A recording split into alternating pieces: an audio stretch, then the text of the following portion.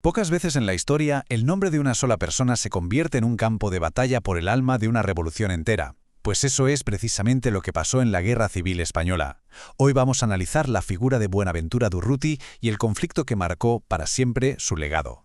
Y es que, durante la Guerra Civil, el nombre del anarquista más famoso, Buenaventura Durruti, se convirtió en mucho más que un nombre. Era un símbolo. Y tras su muerte, su legado, su figura, fue reclamada por facciones totalmente opuestas, cada una luchando por definir qué representaba él de verdad y, por lo tanto, qué representaba la propia revolución. Vale, vamos a meternos en materia.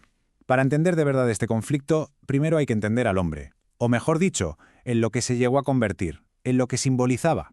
Porque Durruti, ojo, no era ningún teórico de despacho.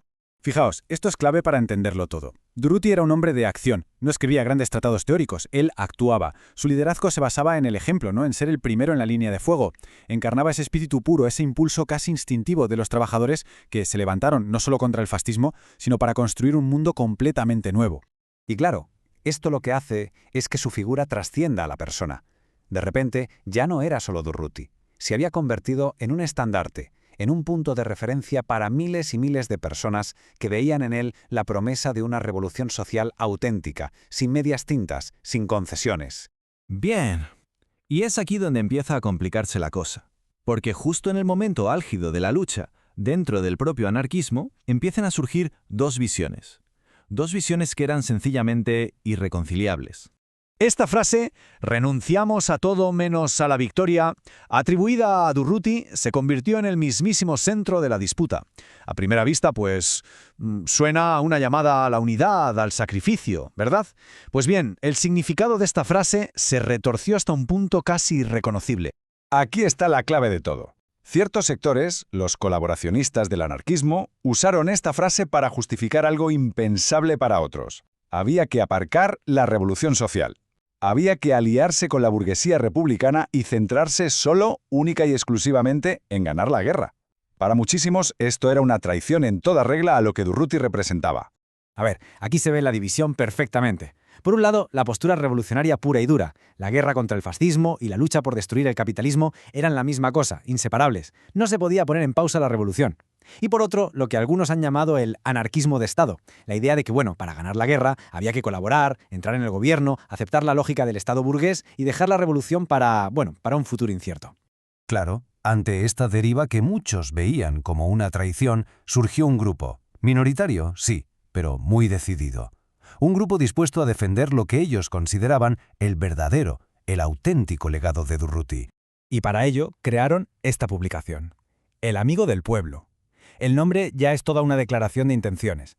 Se autodenominaron la Agrupación de los Amigos de Durruti, y su objetivo era cristalino: reagrupar a todos esos revolucionarios que estaban descontentos con el rumbo que estaban tomando las cosas. Su postura no dejaba lugar a dudas, reclamaban ser los herederos del espíritu auténtico de Durruti, el revolucionario intransigente.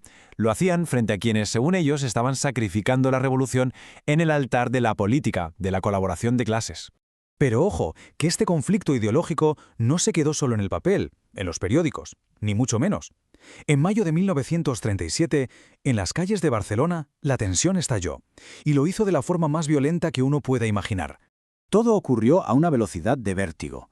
La provocación del Estado en la Telefónica fue la chispa que encendió la pradera. La respuesta de los trabajadores, inmediata, masiva, tomaron el control de la ciudad en cuestión de horas. Pero entonces, justo cuando la victoria revolucionaria parecía estar al alcance de la mano, la propia dirección anarquista ordena la retirada, el alto el fuego.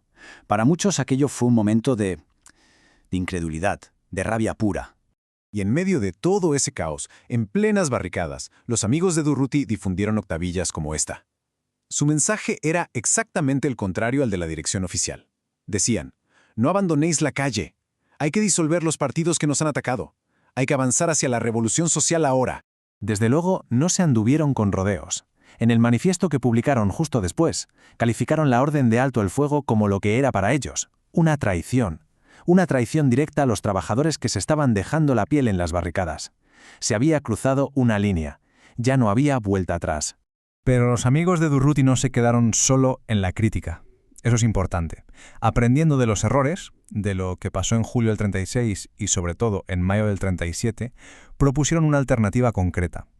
un programa claro para llevar, esta vez sí, la revolución hasta sus últimas consecuencias. Y su programa era radical y muy directo.